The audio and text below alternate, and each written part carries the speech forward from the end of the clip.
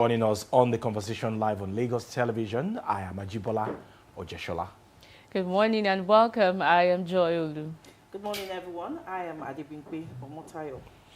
Honestly, before we start our news point this morning, I was listening to a particular radio station this morning, and that presenter actually said that it's already day 30 that those who were kidnapped in Orire local government area have been spending their time away from their families at the den of the kidnappers. And in my mind, I was like, is government really bothered about the plight of those people? Because it appears that we have moved on and, of course, are doing things like it is business as usual. Well, it's just so sad that this is the reality that we find ourselves in, and I cannot but imagine the conditions of those children and even the teachers as well that were abducted, and the parents and family members of those in the camp of the enemies. I'll call them enemies because they are the enemies of our peace in this country. And I don't know. We can only pray and hope that the government, the security agencies do something fast to ensure that these people come back or get back to their families safe and sound. 30 days of pain, 30 Of days pain, of yeah. fear, 30 days Of hope, uncertainty. of uncertainty on both sides. Of those hunger. Of the victims, yes, of hunger of the victims and their loved ones at home. It's quite unfortunate that, Nigeria is experiencing this. It happened in 2014 and to the Chibok girls, and it's still happening. And I keep asking one question. Why Nigeria? Why children? Why schools? No. Why Nigeria? Why are we having this? Why is it prominent in Nigeria? We have even smaller countries that are not even going through all of this. Nigeria, as referred to as the giant of Africa, is the one that is facing the most challenges when it comes to insecurity. For me, I think we only bear that name on paper as the giant of Africa, and people have said it again and again that we should actually remove the G. And yes, we should remove the G because we are not giant at all. G and I. And so it's now G and. and I, yeah. Because I also believe in the powers of prayers, but then even when you're praying, you're expected to take certain steps and actions. And when you look at the Constitution of Nigeria, 1999 as amended, the major responsibility of government is the welfare and the security of the people. But people have had discussions around these constitutional requirements or obligation of the government, and it appears that the government of the day has failed Nigerians. it appears. Okay, let us. And another election is coming. You have one that's going to hold in Ekiti State. General elections are coming up next year. Tomorrow, okay, Friday, 20th. That's on Saturday. Yes. General elections coming up next year. And I don't know, what are they saying? What are they going to say to assure Nigerians to build trust again? I mean, how are you going to be able to convince me that I am safe? Since I get back, I've just been so very deliberate with my movement. Once it's 7, I'm inside my house. Once it's 6:30, I'm inside my house. And me, I like to party. You like to party. It's better to be safe than to be sorry. I don't know how I'm going to cope. You have to adjust. When you think of ransom. Anyway, that's just our God mood. forbid, though. God forbid. It's not a laughing matter. Yeah. It is not. You watch, you pray and you watch. Yes, because, and again, I said I was going to tell Ajibola, you should stop referring those guys. Stop referring to them as my brothers before they come and cry. Anyways, that is just our mood this morning. No, I just have to reiterate. Disclaimer. Our hearts are with the people of Orire local government, and we're also joining other Nigerians to pray that those people will return back to their family in safety and good health as government continue to find ways of rescuing them. Let's quickly take our news point. We're starting with politics. Like George did say earlier, Ekiti decides security forces mobilize as INEC moves sensitive materials today. With just 2 days to the June 20th governorship election in Ekiti State, security agencies, electoral officials, and civil society groups have intensified preparations for what is expected to be one of Nigeria's most closely watched off-cycle elections. The Independent National Electoral Commission, INEC, will today began the movement of sensitive election materials to the 16 local government areas of the state, while the Nigerian Security and Civil Defense Corps has deployed 10,000 personnel, and the Nigerian Police Force activated a comprehensive election security framework to safeguard the poll. The heightened preparations came as the Court of Appeal constituted Ekiti State Governorship Election Petitions Tribunal, while the Nigerian Air Force confirmed the successful airlift of sensitive electoral materials to support the election and other by-elections scheduled for the same day.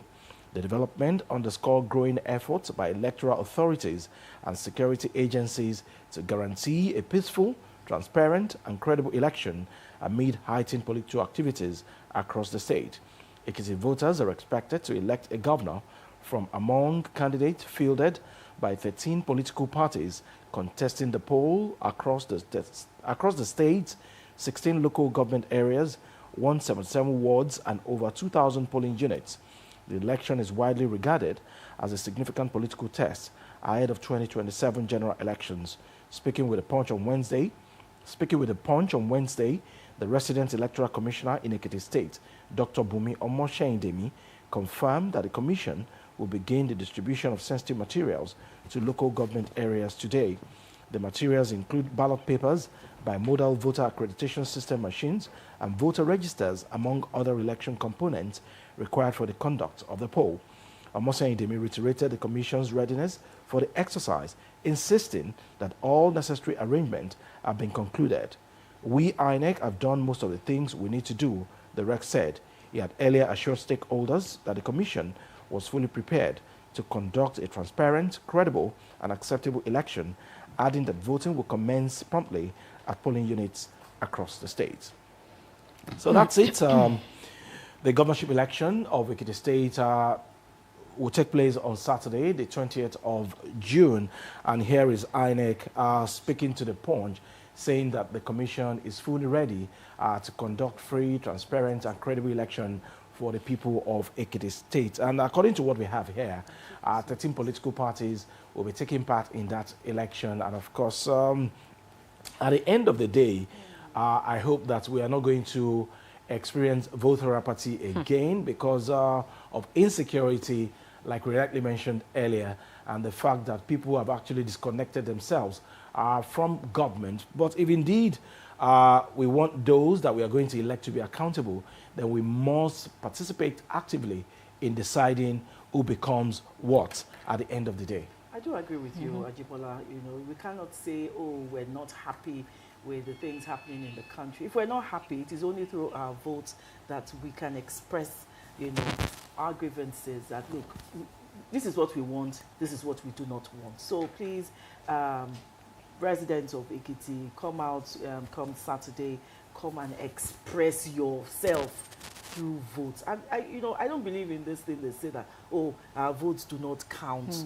You know, even when you come out more to vote, that is when, you know, action is taken. That is when you will see real results. Please, again, I'm appealing to the residents of Ekiti State to come out and vote massively for what you don't want and for what you want.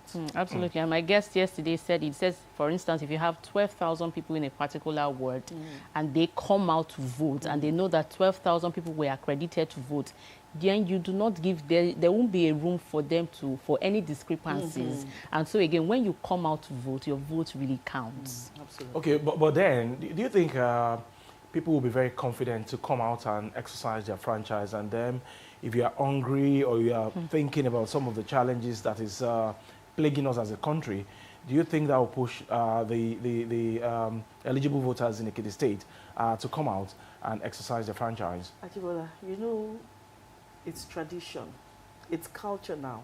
I know about Nigeria. Let me speak for Nigeria. That, you know, coming out to vote also comes with some goodies, but it shouldn't sway your choice. Okay. People are hungry. Of course, we know what happens. They should collect, eat it, but please do not let it sway your choice. Me, my own, do not collect. Don't what you don't want to eat, don't smell it. Don't smell it. Okay. All right. Adebimpe. Okay, let me since I'm taking this. Troops, police rescued 22 kidnapped victims in Northwest North Central operations.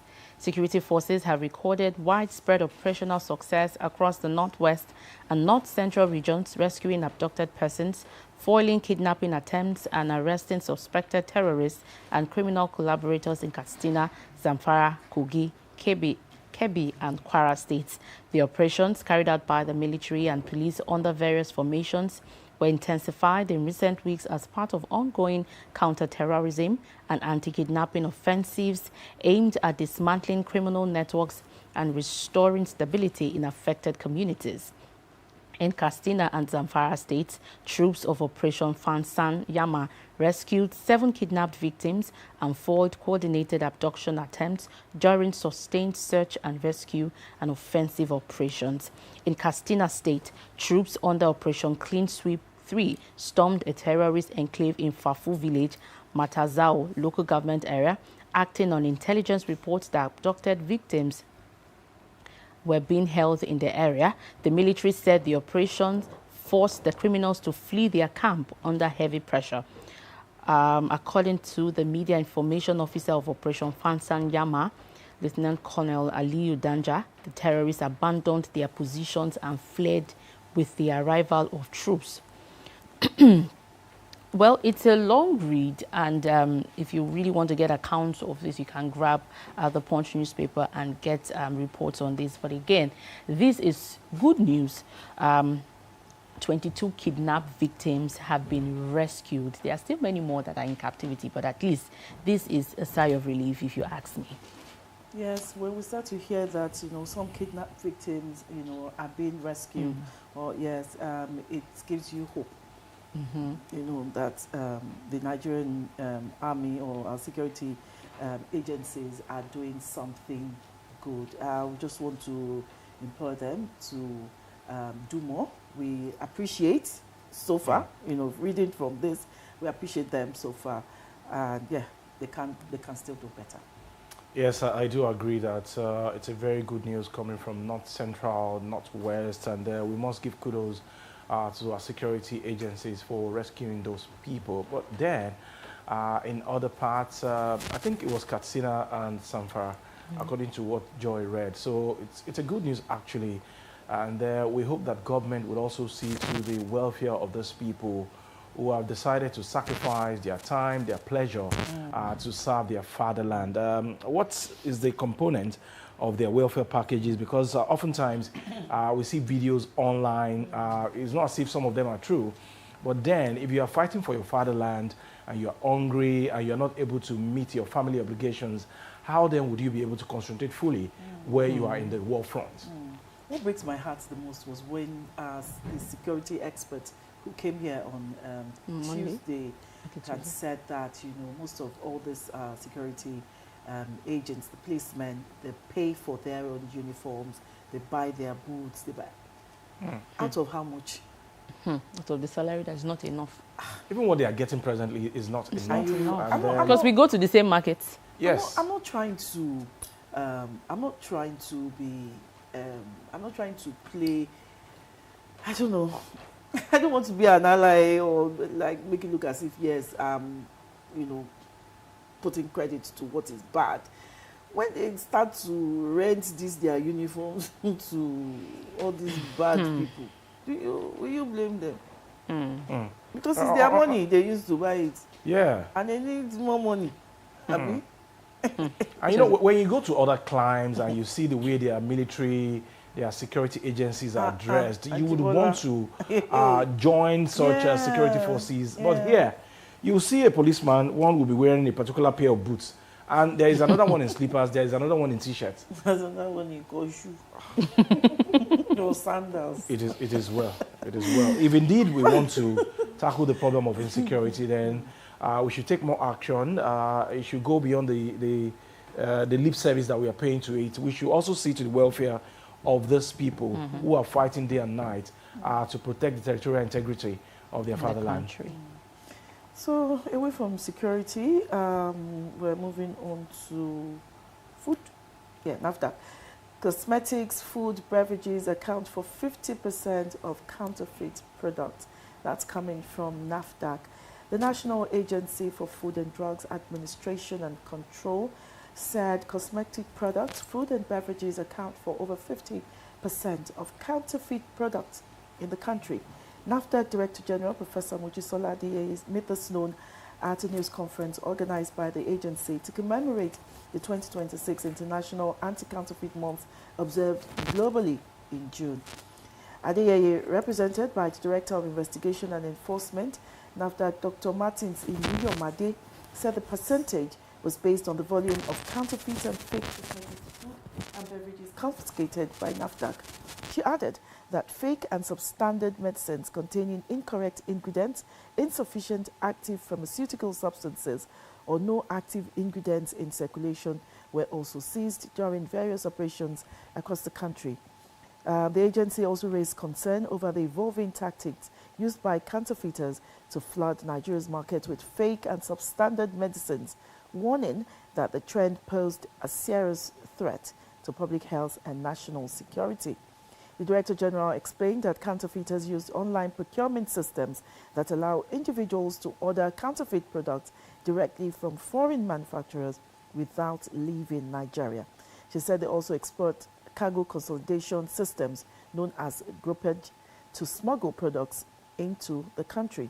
According to NAFDAC, under the groupage arrangement, multiple importers share a single shipping container, making it difficult for regulators to identify suspicious consignment, and the story goes on and on and on. My own take is, let us start from the basic. Excuse me. Let us start from where? Let us start from the basic. Okay. Nigeria should have requirements for their products they want into the country. You have that in other climes. Yes, this is what we want. It must have this, it must have B, it must have C, it must have D, it must have C, D, E. When these things get to the manufacturers or foreign whatever, and they're bringing it back, at the point of entry, even though they still smuggle, if those things, once you go there and find out that these things do not have your requirements, it doesn't leave that place. It's not that when they get to the market is when you are going to be checking and be confiscating them, or when it gets to the airport, or But I heard that customs also intercept a lot of these counterfeit products. It's beyond what I'm saying. It's a whole lot. It's a whole lot. It's a syndicate. It's a whole lot. It's a whole lot. NAFDAC, customs, immigration. Yeah. Will still need to up their game. And, counterfeit food, beverages, cosmetic, especially those who are tampering with their skin. I hope people will not go and buy a particular product that will give them cancer one day. And just like Abdebimpe said, we should put a strategy in place whereby those things will not even have access into the Nigerian market at all. Because once they are in the market, some people would have consumed them, and you can never tell what is going to be the health implications of those things at the end of the day. Then why are some people, why do they take joy? What do they gain from selling fake products, substandard products? That's their business. It's to make more they are killers. Make money. Like, that is the word. That's the they word. are killers. They are that killers. Is not business. They are that is blood money. Ajibola, I saw, whether it was a skit, I saw a video recently and it has been trending about a lady in the market who sells gari, foodstuff, and she took the paint bucket, which they normally use, and put that fat derica inside it. That one is an old trick. Okay. So it starts from there. Oh, I also saw one that they were adding coloring to palm oil. Yes. Coloring. Yes. They had coloring to palm oil. So that once it will be really very red. red. Not colorful enough. It becomes more, so that it will be very red. It gets more attractive. I don't know. Honestly, we don't even know what we are eating in this country. Our quest for wealth, I don't know where it's going to land us at the end of the day. Why would somebody be putting color inside palm oil? To do what? To make more money. And at the expense of. Ajibola referred to something earlier that, in other climes, when you travel out of the country and, you see the same things, the same products you use here, when you see them there, the way they are packaged. Oh my God. When you open it, it has like another taste. and it is the same, and it is the same product.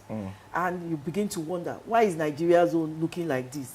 Why is this one? Buy like olive that? oil abroad, then buy it here. You see the What's the difference? Okay, let's go to the X platform now and see what is trending. It appears that Nigeria is indeed serious about the DSO, digital switch over, because yesterday Nigeria actually launched a free TV with over 100 free channels nationwide yesterday. So it was a good one coming from the Nigeria National Broadcasting Commission, NBC, and we are beginning to see signs that indeed we are serious about switching over digitally now.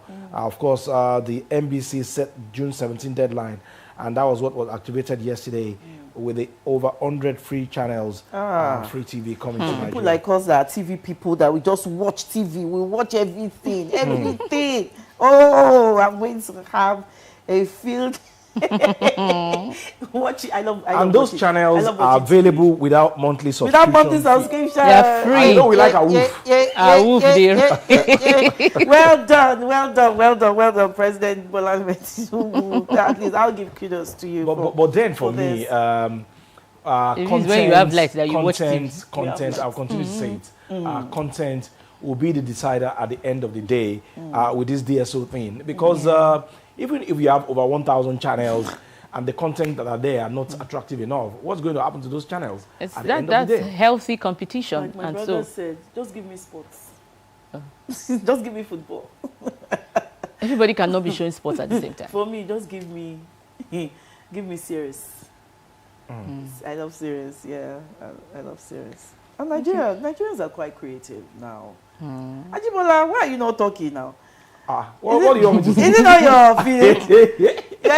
No, if it's in the movie space, we are Nigeria doing well. Broadcaster. We are creatives, but Ajibola is a creative. Okay. Yes. I'm a full broadcaster, please. He says he's a full broadcaster. And you broadcast by acting also.